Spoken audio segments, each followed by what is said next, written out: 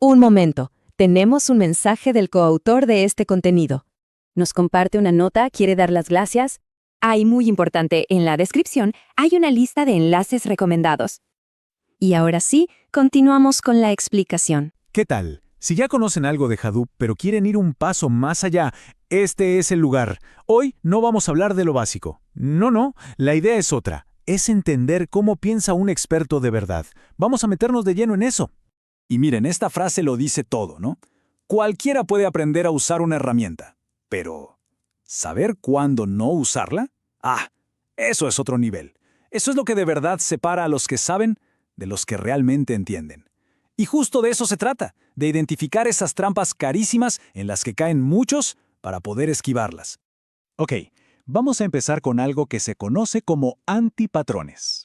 ¿Qué es eso? Sencillo, son los errores típicos, las metidas de pata clásicas de quien está empezando. Son esas cosas que un experto ve venir a kilómetros y sabe, por supuesto, cómo evitar. A ver, el primer gran antipatrón, el famoso problema de los archivos pequeños. Hay que pensar que HDFS nació para manejar la escala de Google, o sea, archivos gigantescos, de gigas, de teras. Pero ¿qué pasa con los archivos chiquitos? Y aquí está la clave.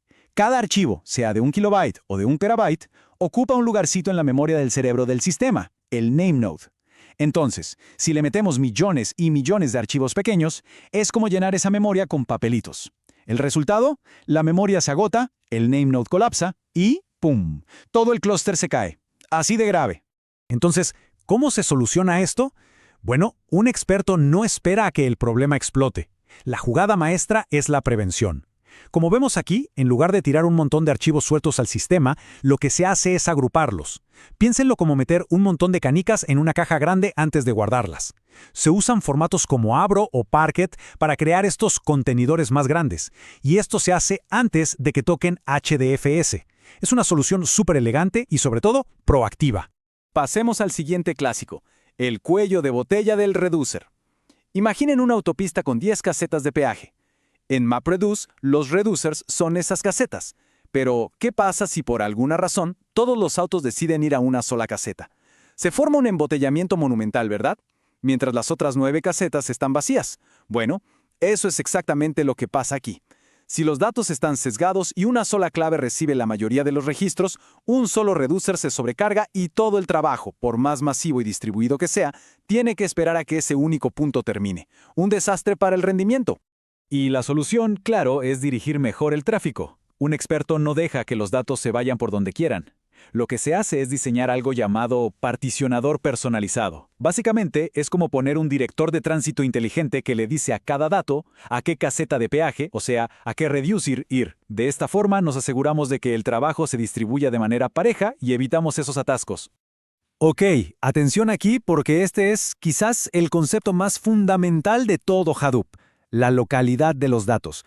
La idea es súper simple pero potentísima. Piensen en esto. Si tenemos una montaña de datos, ¿qué es más fácil? ¿Mover la montaña al taller para trabajar en ella o llevar las herramientas a la montaña? Obvio, ¿no? En el mundo del Big Data, los datos son la montaña y el código de procesamiento son las herramientas. Mover petabytes de datos por la red es una locura, es lentísimo y carísimo. Por eso el principio de oro de Hadoop es lleva el cómputo a los datos y no al revés. Entonces, ¿cómo se logra esto en la práctica? Todo se reduce a una buena configuración del clúster. Un sistema bien armado le permite a Yarn, que es el administrador de recursos, ser lo suficientemente inteligente para decir, oye, los datos que necesita esta tarea están en el nodo 5, pues voy a ejecutar la tarea en el nodo 5. Simple. Y con esto cerramos la primera parte. Entender y dominar estos antipatrones es de verdad el primer gran salto. Es pasar de solo usar la herramienta a empezar a diseñar con ella, a pensar como un arquitecto de datos. Muy bien, ya sabemos qué no hacer. Pero eso, como dicen, es solo la mitad del juego. La otra mitad, y es igual de importante, es saber dónde diablos encaja Hadoop en el panorama actual. Porque seamos honestos, el mundo de los datos ha cambiado un montón y Hadoop ya no es la única respuesta para todo. Y para entender el presente hay que mirar al pasado. Todo empezó con esta idea, con MapReduce. Esta cita es del paper original de Google que lo cambió todo. Fue el motor, el corazón de Hadoop por muchísimo tiempo. Una idea que en su momento fue absolutamente revolucionaria y permitió procesar la web a una escala que nadie había imaginado. Hace no tanto tiempo, la pregunta era muy simple, casi en blanco y negro. Era, ¿usamos Hadoop, sí o no? Se veía como un paquete completo, un monolito. O lo tomabas todo o lo dejabas. Pero las cosas ya no son así. Para nada. Hoy, un experto no se pregunta, ¿uso Hadoop? La pregunta es mucho más inteligente, más estratégica. Es, de todo el ecosistema Hadoop, ¿qué piezas me sirven para mi problema? Se convirtió en un juego de armar un rompecabezas con las mejores piezas disponibles.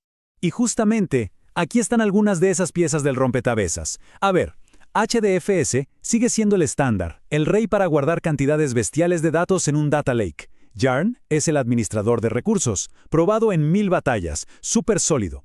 Pero, ¿y el procesamiento? A MapReduce le dejó su lugar a Spark, que es muchísimo más rápido y flexible. Y encima de eso, tenemos a Hive o Presto, para que los analistas puedan usar SQL, o HBase si lo que se necesita es acceso súper rápido a un registro específico.